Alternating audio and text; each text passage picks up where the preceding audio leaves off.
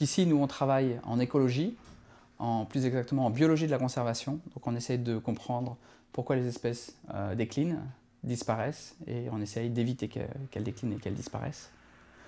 Tous les processus de déclin de la biodiversité qu'on étudie, on se focalise en particulier sur ceux qui sont à l'échelle globale, ce qu'on appelle les changements globaux, donc les changements climatiques, la destruction de l'habitat, les invasions biologiques principalement.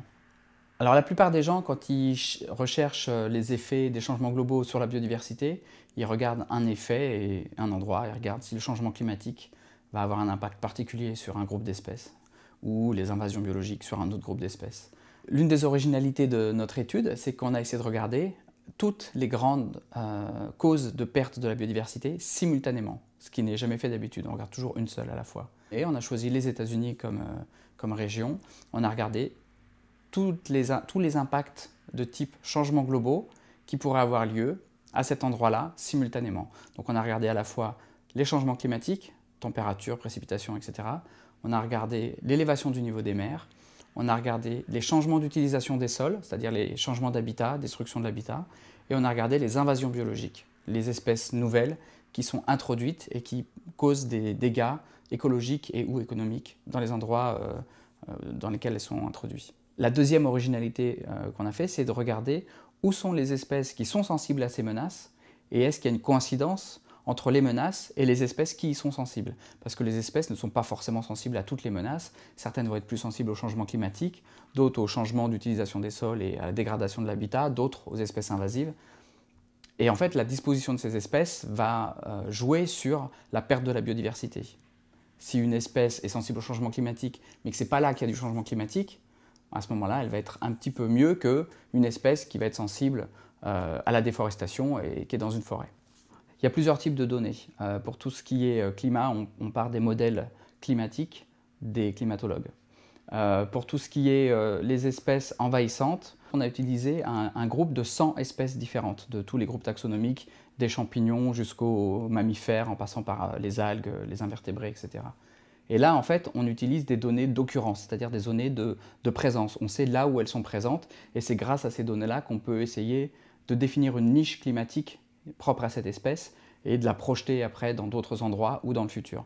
Pour tout ce qui est des modèles de changement d'utilisation des sols, ça c'est des données qui existent, qui ont été faites par des experts ailleurs et qui sont disponibles pour la communauté scientifique.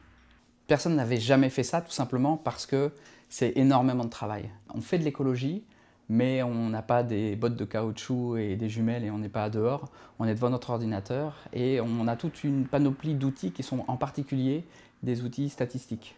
Donc on fait des modèles, on travaille avec des climatologues, on travaille souvent avec des statisticiens aussi, et on essaye d'inférer à partir des données qui ont été récoltées par ailleurs, où est-ce que des choses peuvent se projeter dans l'espace ailleurs ou dans le temps plus tard. Et c'est comme ça qu'on arrive à savoir, par exemple, comment va être le climat plus tard à certains endroits et quelle va être la réponse des espèces à certains endroits plus tard par rapport à ce climat. Si on regarde la carte, la sensibilité de la biodiversité à ces menaces, alors là c'est surtout sur la côte est, toute la moitié est des États-Unis, où on trouve une co-occurrence entre les menaces et les espèces qui y sont sensibles. On peut tout à fait utiliser la même méthode pour regarder d'autres groupes d'espèces menacées. On peut regarder les plantes, on peut regarder les poissons, on peut regarder les insectes. Donc ça, c'est les espèces qui sont menacées. Et puis on peut aussi transposer ça à d'autres régions dans le monde. On peut regarder l'Europe, on peut regarder l'Asie, on peut regarder le monde entier. C'est vraiment une méthode qui peut être appliquée à d'autres systèmes maintenant. Et cette méthode, ce qui est intéressant, c'est qu'elle va permettre de diriger les actions de conservation. On va savoir où est-ce qu'il faut créer des réserves naturelles, où est-ce qu'il faut créer des liens entre les réserves pour que les changements climatiques n'aient pas un impact trop important parce que les espèces pourront à ce moment-là migrer et suivre leur climat préférentiel. On peut regarder là où c'est important de regarder les nouvelles invasions d'espèces envahissantes. Donc c'est vraiment quelque chose qui va nous permettre d'avoir des informations spatiales sur les menaces. Il y a deux types de prolongements qu'on peut faire sur ces études.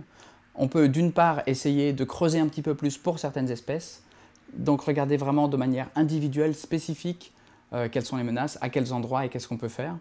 Et l'autre type de prolongement qu'on peut faire qui est intéressant, c'est de regarder non pas seulement l'addition de toutes ces causes de perte de la biodiversité, mais les synergies possibles. Est-ce que des fois, le changement climatique va favoriser une invasion biologique? Ou est-ce que la déforestation va permettre à des espèces invahissantes d'arriver un peu plus facilement et avoir un impact plus important? Ou est-ce qu'au contraire, le changement climatique va freiner une invasion? Donc ça, c'est des choses qu'on ne sait pas, qu'il faut regarder individuellement. Et pour l'instant, on a juste fait comme s'il n'y avait pas d'interaction entre ces causes.